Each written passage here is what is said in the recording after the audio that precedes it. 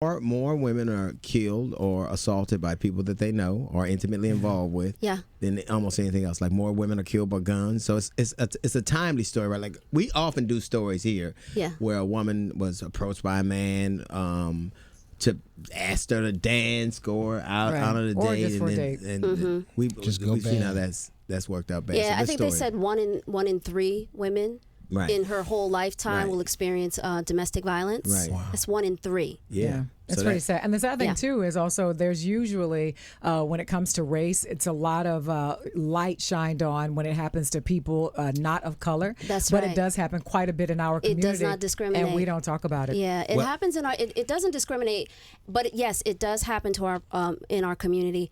Here's the thing. Most people who it happens to will not report it. It will never go reported. So I think those statistics are probably higher because those are the ones we know about. Right.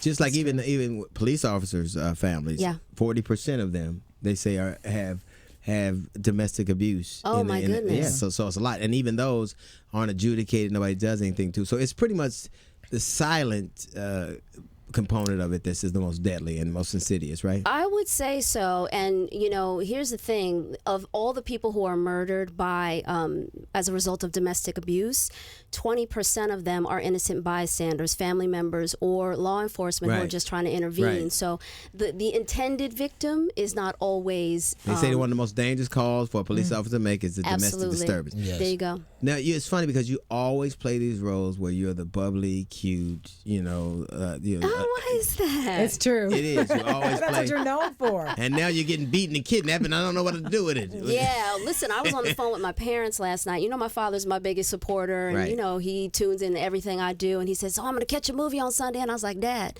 I'm not sure that this one is going to be for you. I wouldn't be mad if you sat this one out." So tell us the story that you're going to be. It's actually a true. It's based on a true story. It's one of TV One's true crime stories. They have July is the month of. Black History Month is February, and crime is July is love, lies, and murder. I'm sure I'm getting that wrong, but so anyway, it's based on a true story, and it's about a woman who was in an abusive relationship for 15 years, and she, meets this guy at church. And that's not funny. I'll wait. That should have been a dead giveaway. Whatever. No, that's not true. That should have been a dead giveaway right there. The one she meets at church is the one who loves her right, who shows her, that. The one straight guy at church. That's right. That's right. Played by Tobias. You got the dude that wasn't David Preacher. All right. So what happened? He's played by brilliantly by Tobias Trevelyan, and he, basically brings love back into her life. She gets engaged to him, but since she's been in this abusive relationship for, nearly 2 decades, her former lover stalks her and him, unbeknownst to her, and he winds up doing some really not so nice things.